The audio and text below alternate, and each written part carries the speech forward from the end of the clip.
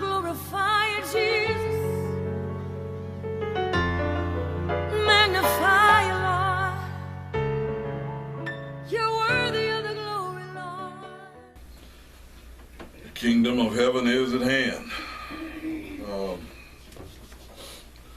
Last week, we concluded with the fact that the times that you say no should assist you in things that you said yes to. And today we're going to look more in depth in the importance of knowing how to say no. And as we go into this, I know things feel a little different this morning, and there's a reason for that, other than it being colder than it has been this week. If everybody will be honest, which I hope you will, at some point this week, it might have been an hour, it might have been a 30-minute block of time, it might have been 2 or 3 days, it might have been all week, but you felt isolated about something. You felt like nobody sees my point of view, nobody understands what I'm looking at and what I'm seeing, they don't care about me, they don't have my best interest at heart. Any of those things, whether it be from an employer, whether it be from someone in a relationship, a spouse, children, customers. You might own your own business and you don't feel like your customers felt that way about you. But in some way, shape, form, or fashion, you felt isolated, you felt unappreciated, you felt like I've been doing all this time, and they still don't know me, they still don't care about me, they still don't feel this way about me.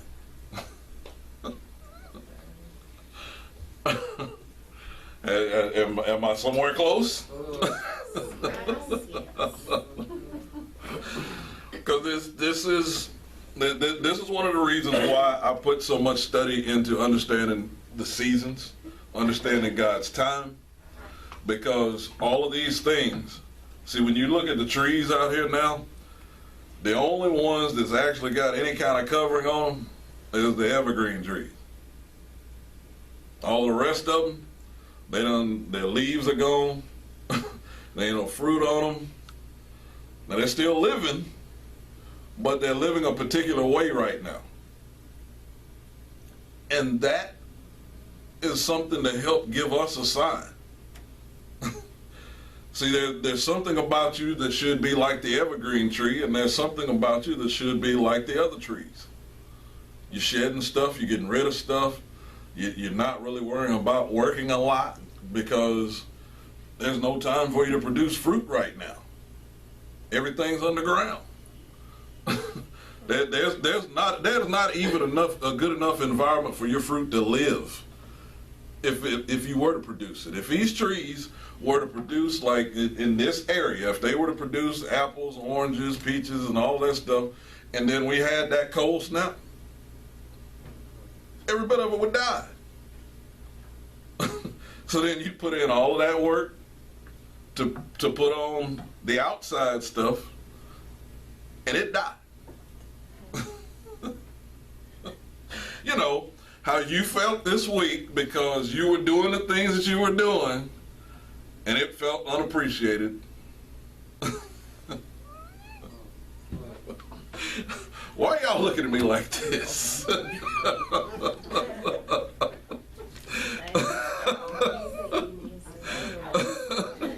See, because all of these things, once again, all of these things are setting us up to help us to learn how to say no.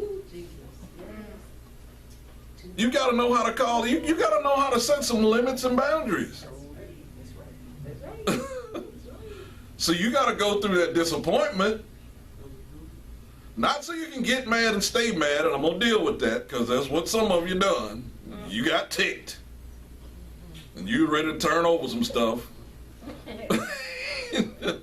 and ready to give some folks some choice words. And just you went through all of this roller coaster of emotions, and that little bit of time that you felt the isolation. And am I down your street somewhere?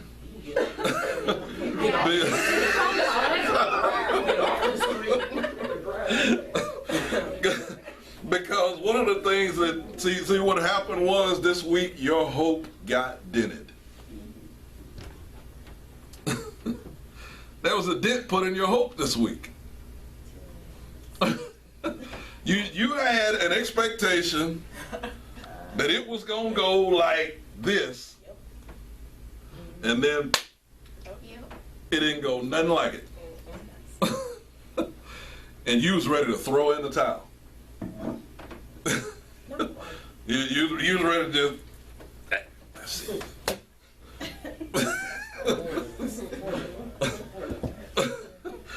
now watch, because I want to show you something about hope. Go with me to Proverbs 13. Proverbs 13, because everything that happened to you this week and everything that you felt this week, we're about to put a finger on it. Because all of that had to happen before you could come in here and understand what I'm about to show you today. Because I've been there. If I didn't understand what I understand about the seasons, oh, I'd have been done acted a plum fool on a bunch of folks. And it probably, well, not probably, Thursday night I got the laugh of my life in a while. Because as we was in Bible study, Brother Quintus, he said, Pastor, I thought you was going to get rid of everybody. Because there was a time in the season, and everybody that was here anytime before my daughter graduated, I had always made crystal clear and made known, after my daughter graduates is when we'll pursue expanding the church, things growing, doing different things.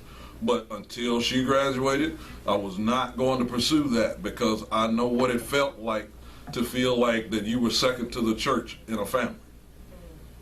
Because that's how we grew up. It wasn't that we were second. They never said we were second, but good Lord, every single Sunday, Sunday after Sunday after Sunday, from sun up to sundown, that was what our life revolved around. And it was like, man, can we have a little fun? Can we do something? And I wanted to just make sure that didn't happen to my family. Even though I know this was my call, I wanted to make sure that my children never felt like I felt in that moment of thinking that they were second fiddle to the church. And that's one of the reasons that it sparked me to teach the series before this one, Family, Church, Kingdom of God, Kingdom of Heaven, and how all of that works together. The reason I'm saying that is because when Brother Quintus said, because this is his view of what it looked like of when I had to ask some people to leave the church, some folk that had been doing some crazy stuff, I had to come to the point to say, okay, this ain't gonna happen no more, you got to go. And that had to happen with a couple of different people. And to him, like I said, before all of you guys were here, it wasn't like we just had a bunch of people like we do now. He's like, man, to him, it's looking like, good Lord, is he chopping everybody? Is he burning it back down to him? And that was funny to hear from him. But then once I started thinking about it, I thought, okay, I see where that fits to this today. Because sometimes, in order for you to get the full picture, your hope has to be deferred.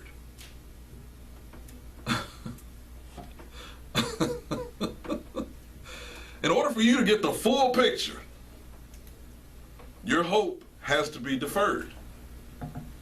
Now watch this. Proverbs 13 and verse 12 says this. Because remember, to get the whole picture, sometimes your hope has to be deferred. Proverbs 13 and verse 12 says this. Hope deferred maketh the heart sick. But when the desire cometh, it is a what? A tree of life. A tree of life. It's saying you had a setback. You had something to hurt your feelings. You had something that made you think it ain't gonna turn out good for you.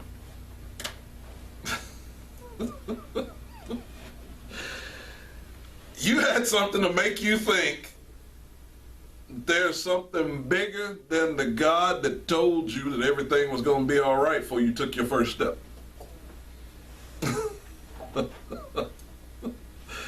You're like, I remember he told me this over here, but I'm looking at this right here, and it's overriding that right there right now. Your hope's deferred.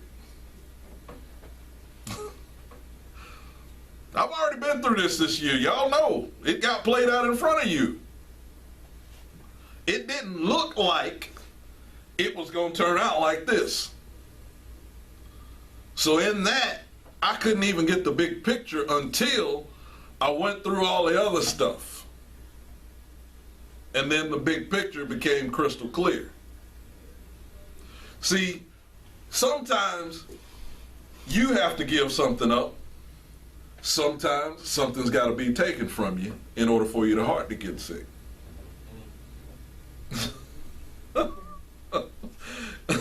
See, because when it doesn't get taken from you, usually God's saying, I'm giving you a chance to give it up. But when it gets taken from you, he's saying, you didn't take the opportunity to give it up. Now I got to take it. You say, well, wait a minute. Why would God give me something and then take it away? Because that wasn't the end result. But you were looking at it like it was the end result. You was thinking, this is where it stops. You started thinking, this is as far as I got to go.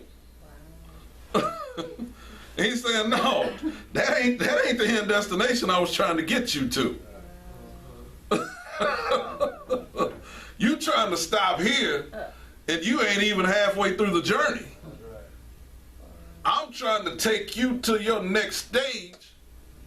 So in order to get you there, I got to just take this away from you, or else you gonna try to hold on to it and call that my destination that I gave for you, and it ain't gonna provide enough for you. Now, why would I give you something that's not gonna provide enough for you?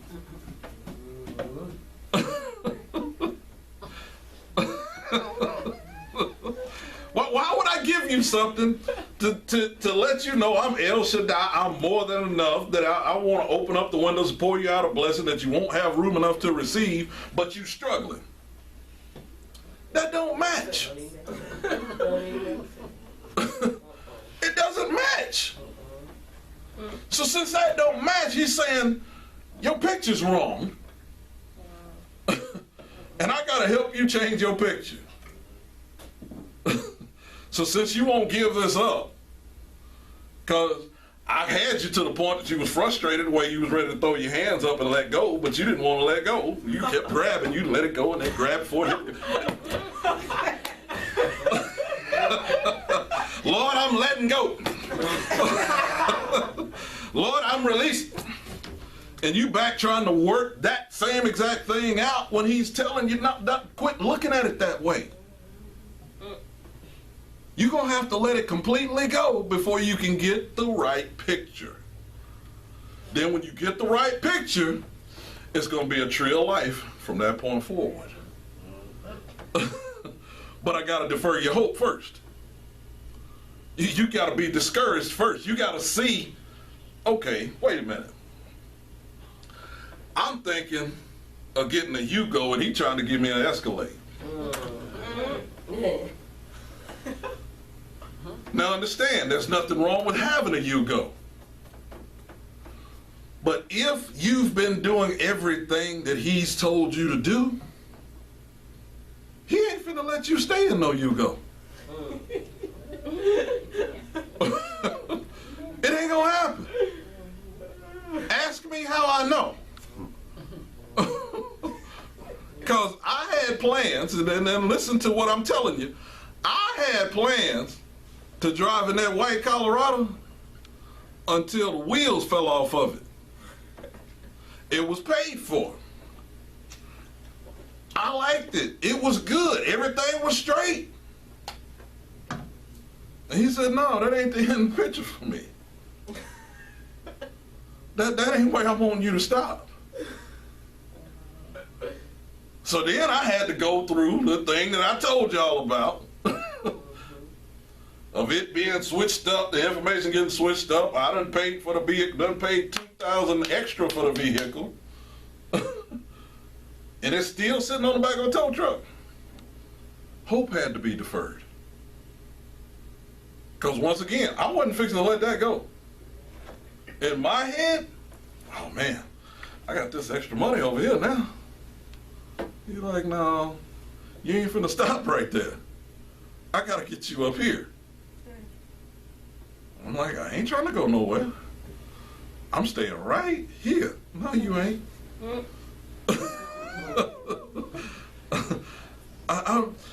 I'm trying to grow you up. You saying, I don't want to grow up. I'm okay right here. No, you ain't. Try putting on shoes that fit you when you was 12.